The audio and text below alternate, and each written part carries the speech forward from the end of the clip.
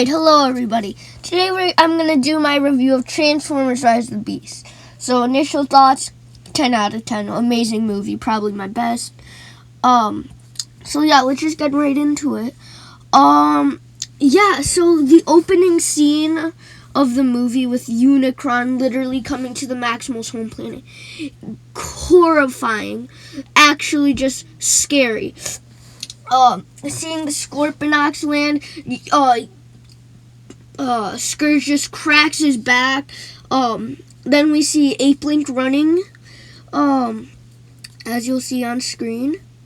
Yeah, Primal comes, then Ape-Link tells them to leave with the Transwarp key, cause he's gonna sacrifice himself. Yeah, that was, really sad. Like, he just gets killed in 3 seconds. Scourge literally blasts his whole arm off. You can see all those gross tendons. It's horrible. But yeah, that's basically it for the initial scene. Then you see Transformer. Alright, so the first act was a little slow. We get introduced to Noah. He's struggling. He's ex-military. He has to fend for his family. Yeah, then we meet Reek. Later down, we see Elena find an Airazor statue. That was pretty cool. They didn't know what it was. Yada yada. So the Terracons come, and yeah, but before that, we see Noah steals Mirage, but Mirage steals him. So that was pretty funny. Then yeah, they have the warehouse scene. That was pretty cool, as you see on screen. Yeah. So, yeah, that's basically it for, like, that warehouse scene. The museum fight was awesome. Elena cracks the Airazor statue, and we get the Transwarp key. That was, she was, like, freaking out. So, yeah, that was kind of funny. Then we have, like, freezers, like, crawling everywhere. That was horrifying. Yeah. But then we have, like, that big fight where Bumblebee dies. That was very sad. A lot of people in my theater were, I think, like, someone, like a kid said, "Aww." Like, yeah, basically that, because, you know. And the first act was pretty good, honestly. So, yeah. So now that we get into the second act, things start to ramp up a little. I know some people say slow down, but this is where the Maximals go to Peru, where the Autobots and the Airazor go to Peru, because Airazor helped them defeat Scourge in the first act. So honestly, yeah, it was pretty good. With Stratosphere, they go, yeah, basically that kind of stuff. And they meet the Maximals, have that little showdown. For some reason, Primal bows down to Prime because he's like, "Oh my god, you are Optimus Prime." So yeah, that kind of stuff happens. Then, some stuff kind of foggy because that's where, like there's some filler. Apparently, Primal knows, like, this village that they've known for a super duper long time. Yeah. And they keep the Transwarp key, half of the Transwarp key with them. So, yeah, Airazor they have this little fight on the bridge before all that, where Prime and Scourge are gonna have a showdown, but then Airazor blocks them. So when they escape, oh yeah, Wheeljack's there, and Wheeljack speaks, he has a Spanish accent now, and then Noah says, "Oh, Chupapi, where are you from?" And then he says, "Little racist."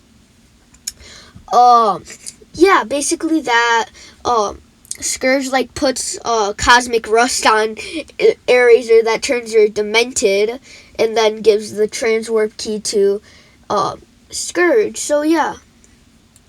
Basically that, because they got the other half of the Transwarp key at the museum. So that happens, yeah, basically that stuff, and yeah, that's it.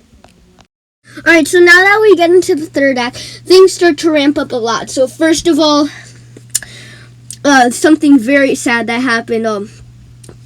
Eraser tells Primal to kill her. So that happens. Honestly, I forgot about her in like 15 minutes. Then, like, Scourge makes the transwarp key. Apparently, Elena has the code to destroy it.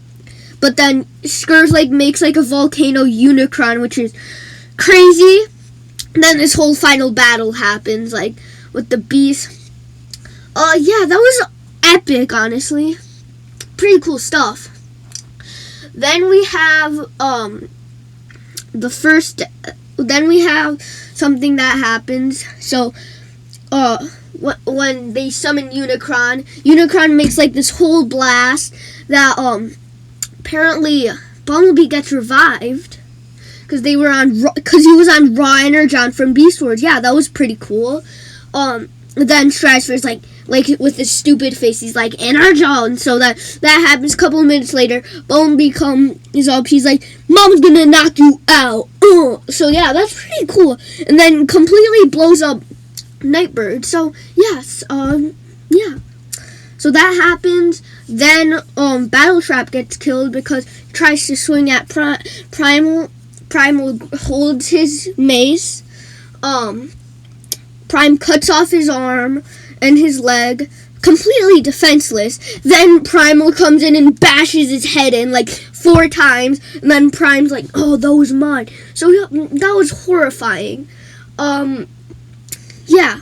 So apparently, to get to the code, they have a tunnel for humans, and they get in, and then Elena tries to put in the code. She messes up a couple times, but then Mirage swoops in.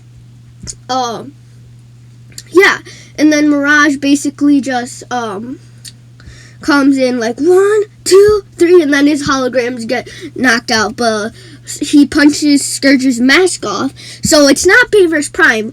I'm happy but sad. So yeah, that happens, all that jazz, and then yeah, basically that stuff, and then yeah, skip. Elena turns off the transwarp key, and Mirage is dead because Scourge like literally killed him. But then Noah turns into a pretender because Mirage puts all his parts on him, and then he gets an exosuit. So yeah, that was awesome. And then that happens. He's dead. And then yeah, Unicron sends down has like these zombie freezers that aren't really freezer. Then they have Scorponok. That was pretty cool. Like a giant Scorponox that we saw in the beginning of the movie. Yeah, Prime decimates, and I mean decimates Scourge. He chops off both of his arms, burns him in lava, and then stabs his sword right through his face, and then rips his head clean off and burns him in lava. That was amazing. That was like better than Michael Bay's action, honestly. Yeah, that was basically Rise of the Beast. Heroes win, yada yada. Unicron gets sent to another galaxy. Basically all that jazz. And yeah, that's pretty much it. How many times have I said jazz? It doesn't matter, but yeah. Now let's get into the mid-credit scenes because there's no post-credit scenes.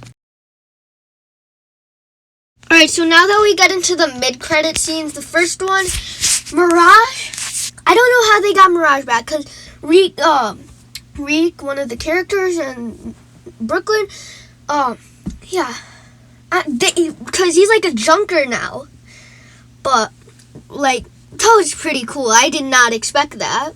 So yeah, now the second post mid-credit scene that blew me off. So let's just get right into it. So we have Noah going into a job interview with this mysterious guy.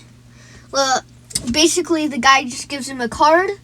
He flips it over, and you know what it says? Freaking G.I. Joe. And then the guy says, we would really use you in the team. That, because he knew everything about like what they were doing in Peru. How would he not? That was awesome. I thought it was Sector 7, but yeah, honestly, that was awesome. This movie was fantastic.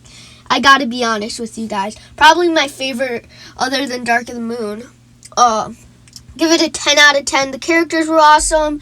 Cheetor, Rhinox, they were a bit overshafted, like didn't get that much screen time. Rhinox didn't even talk, I think. Cheetor got like 4 or 5 lines.